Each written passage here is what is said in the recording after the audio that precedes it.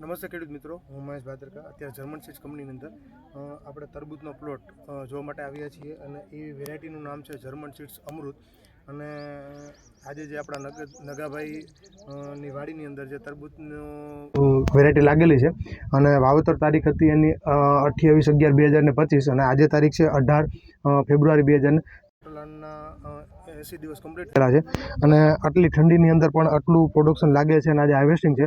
અને ત્યારે છે દ્વારકાધીશ ગુરુ લક્ષ્મણભાઈ કુકરાસથી અને એમને પછી આપણે કે ભાઈ આ વેરાયટી તમને કેવી લાગે છે?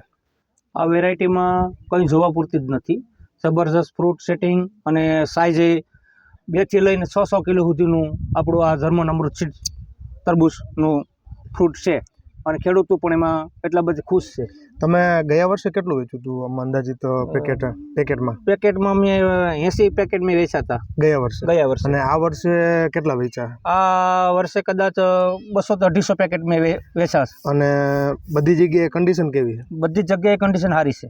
પહેલા તો મેન વેલો જ છે અમારે અહીંયા. અને વેલો પડેલો તમને ક્યાંય? વેલો ક્યાંય પડતો જ નથી, ક્યાંય પણ પડેલો દેખાણો જ નથી. ઓકે, નમસ્તે ખેડૂત મિત્રો. અત્યારે જોઈ શકો છો કે અહીંયાથી મંડીને અહીંયા સુધી એક પણ જગ્યાએ ક્યાંય વેલો પડેલો તમને નહીં દેખાય.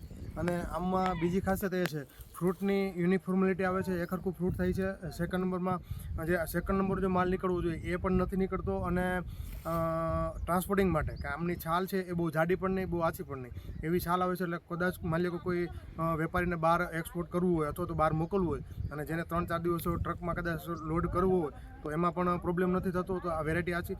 પછી અંદરનો માવો છે એકદમ રેડ નીકળશે અને સીડની સંખ્યા બહુ ઓછી છે. તો આપણે લાઈવ એક પણ ફ્રૂટનું કટિંગ પણ કરશું અને એનો પણ વિડીયો બનાવશું. નમસ્તે.